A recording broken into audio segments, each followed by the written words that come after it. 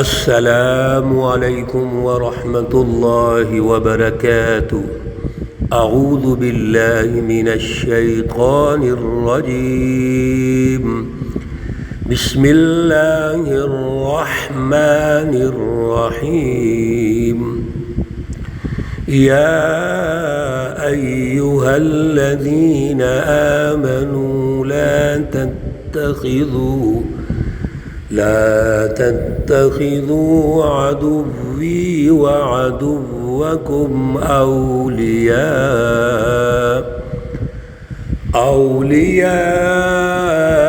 تلقون الیہم بالمودۃ وقد کفروا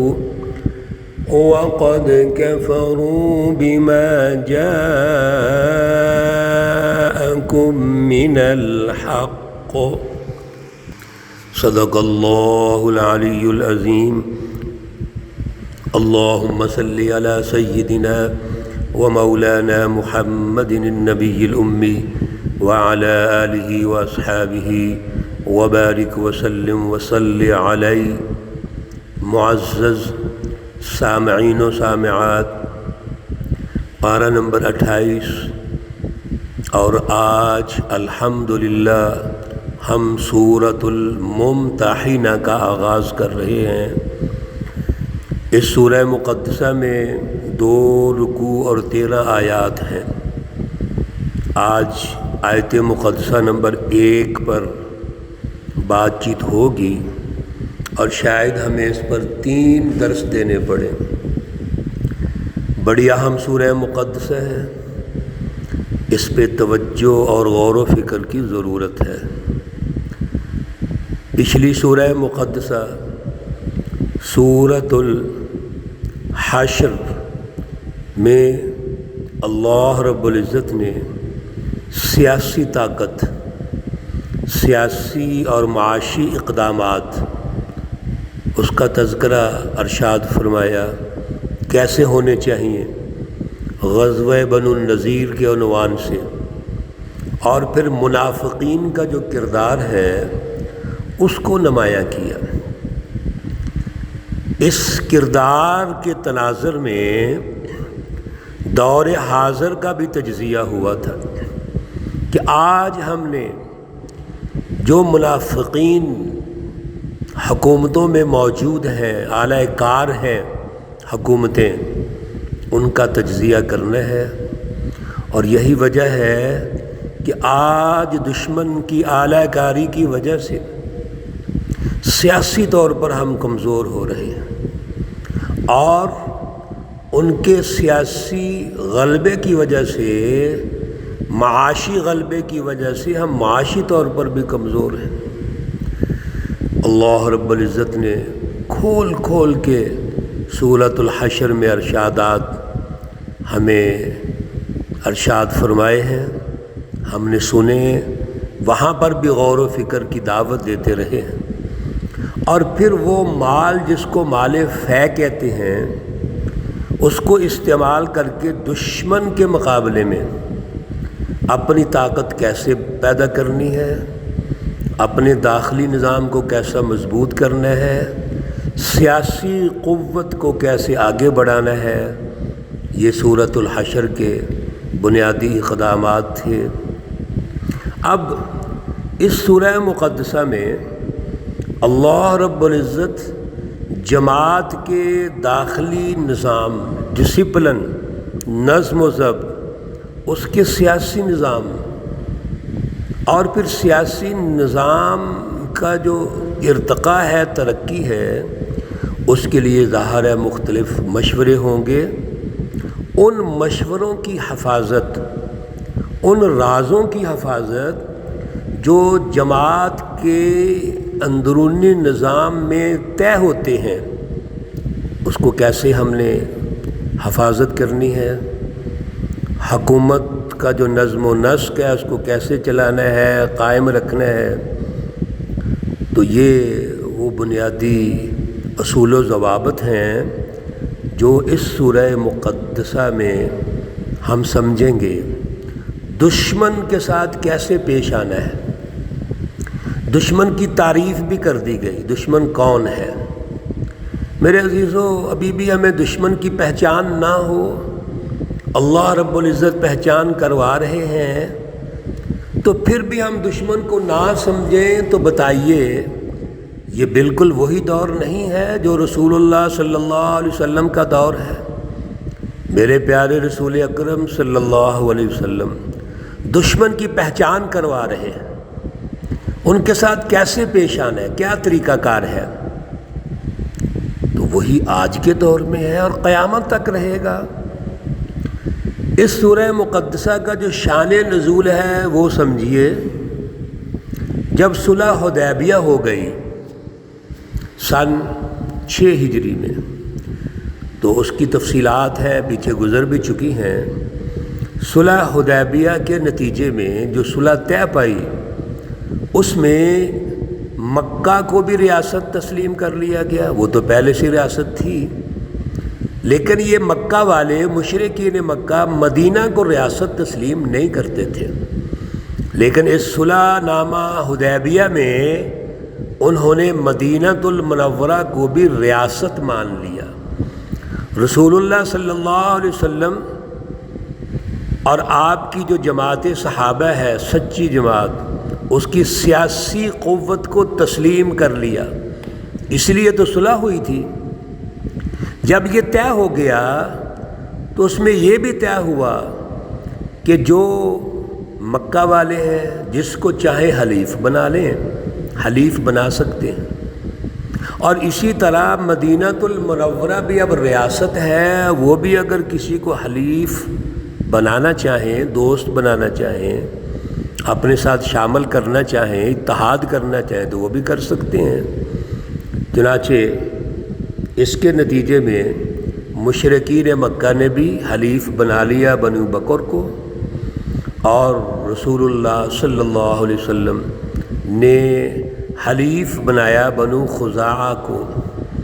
یہ دونوں حلیف ہیں، ایک مشرکین مکہ کے ہیں بنو بکر، اور دوسرے بنو خزاعہ یہ مسلمانوں کے حلیف ہیں، اور یہ باقاعدہ شرائط میں طے ہے۔ اور یہ بھی طے ہے کہ جو کسی حلیف کے ساتھ کوئی زیادتی کرے گا تو وہ گویا اس جماعت کے ساتھ زیادتی ہوگی۔ چنانچہ بنو بکر نے بنو خزاعہ کے ساتھ زیادتی کی، رات کو ان پر حملہ کیا، اور اس حملے کے نتیجے میں قتل و غارت بھی ہوئی۔ اب بنو خزاعہ جو ہیں وہ حلیف ہے رسول اللہ صلی اللہ علیہ وسلم کے، تو وہ رسول اللہ صلی اللہ علیہ وسلم کے پاس پہنچتے ہیں کہ ہماری مدد کی جائے۔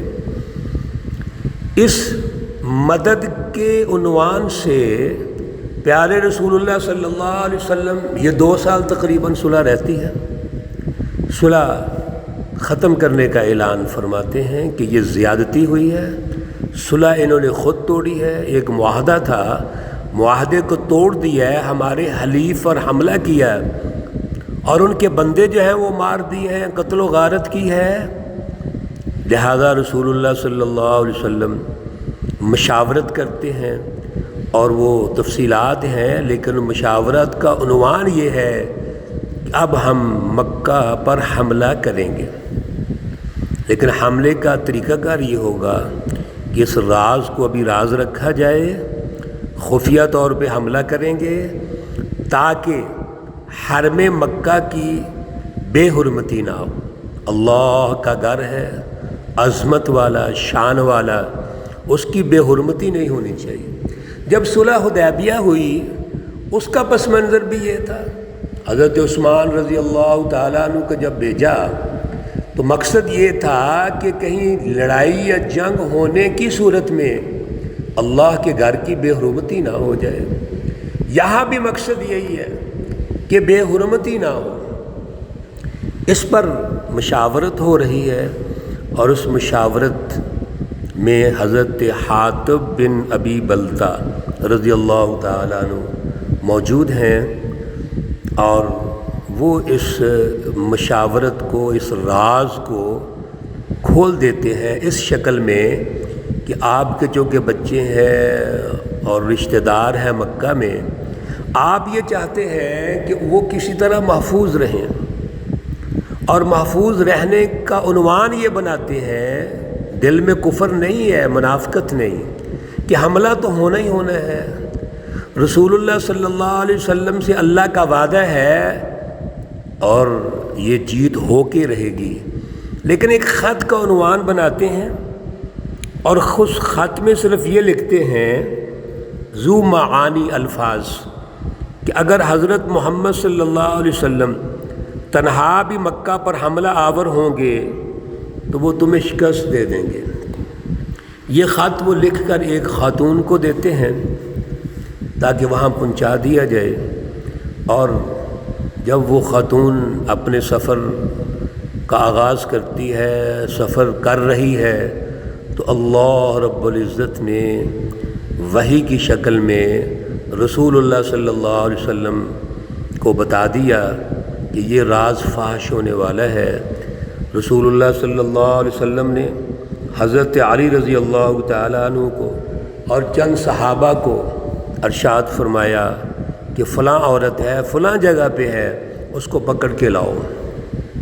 صحابہ کرام پہنچ گئے، حضرت علی رضی اللہ تعالیٰ عنہ نے اس عورت کو بہت منوایا، نہ مانی، لیکن جو اقدامات ہوتے ہیں بڑے بصیرت کے یہ صحابی ہیں حضرت علی رضی اللہ تعالیٰ عنہ، وہ مان گئی، بالوں کے اندر سے خط نکالا، کوئی سیاہ ہوا تھا کسی طریقے سے، اور اس کو پکڑ کے لے آئے رسول اللہ صلی اللہ علیہ وسلم کے دربار میں۔